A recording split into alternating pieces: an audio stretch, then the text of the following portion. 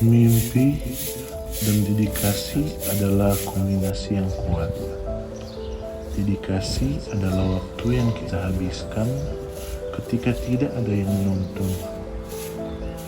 Kamu akan tahu bahwa kamu luar biasa ketika kamu mendedikasikan diri untuk membuat orang lain luar biasa. Karena apapun bisa terjadi dengan kerja keras dan dedikasi.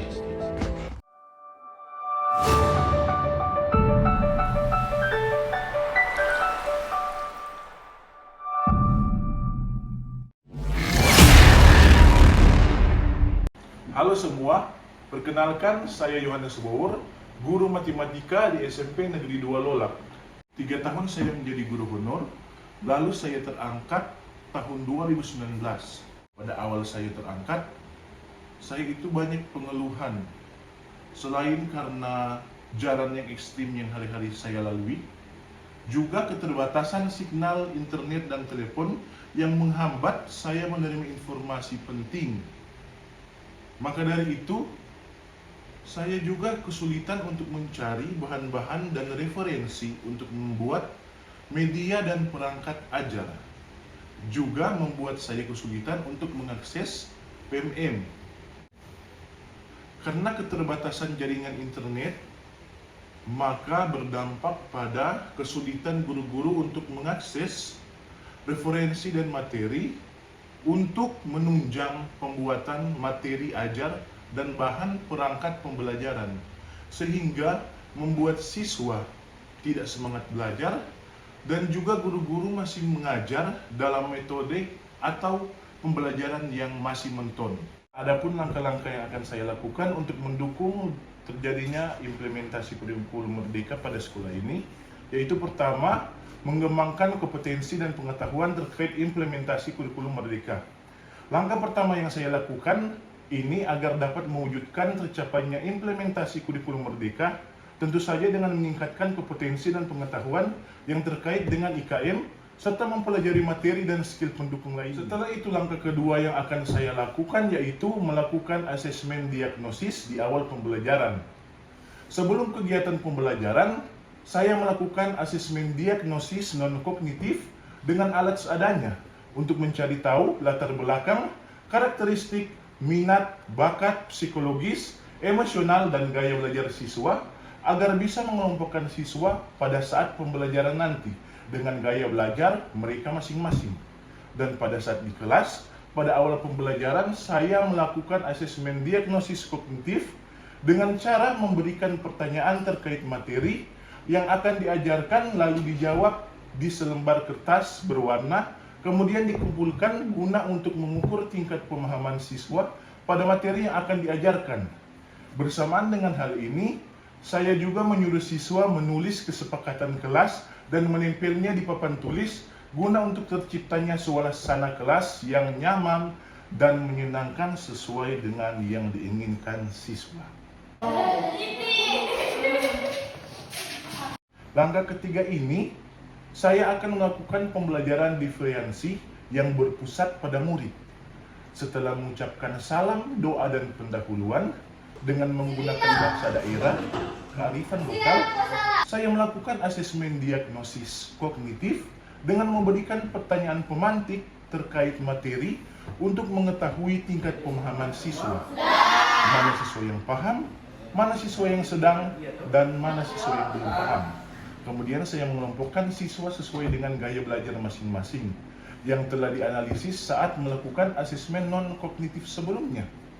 Setelah itu saya memberikan materi lewat tayangan video, lalu diberikan masalah yang akan diselesaikan siswa pada kelompok masing-masing. Nah, kelompok visual diberikan langkah-langkah penyelesaian dengan cara membagikan gambar-gambar mengenai materi. Kemudian kelompok auditori diberikan LKS dengan langkah-langkah yang memuat tulisan dan rekaman suara atau podcast yang sudah direkam sebelumnya. Serta kelompok kinestetik dengan cara penyelesaian dengan bermain game tradisional atau mencari referensi di luar kelas. Di samping itu, siswa yang dikategorikan paham menjadi tutor sebaya bagi siswa yang tingkat pemahaman yang dikategorikan belum paham.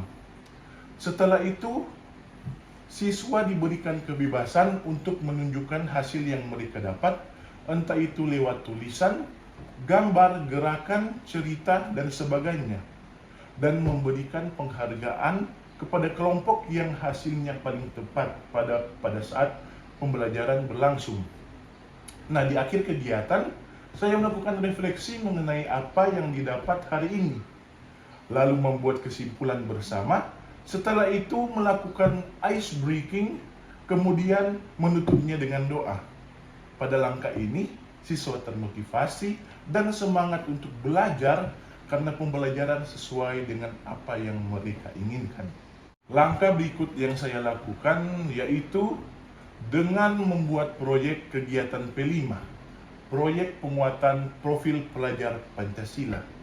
Kegiatan P5, proyek yang dibuat sesuai dengan karakteristik dan kondisi latar belakang sekolah, yaitu pembuatan keripik singkong dengan varian berbagai rasa.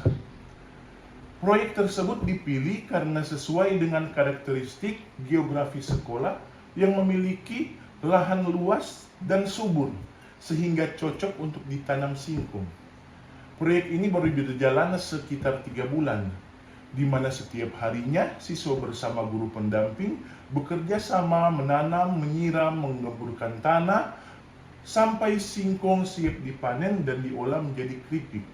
Pada proyek ini, tahapan nilai-nilai P5 seperti beriman, berakhlak mulia, gotong royong mandiri, bernalar kritis, serta kreatif terjadi pada saat dilakukan proyek ini. Langkah selanjutnya untuk mendukung pengimplementasian kurikulum merdeka di sekolah, yaitu saya melakukan asesmen sumatif tengah semester.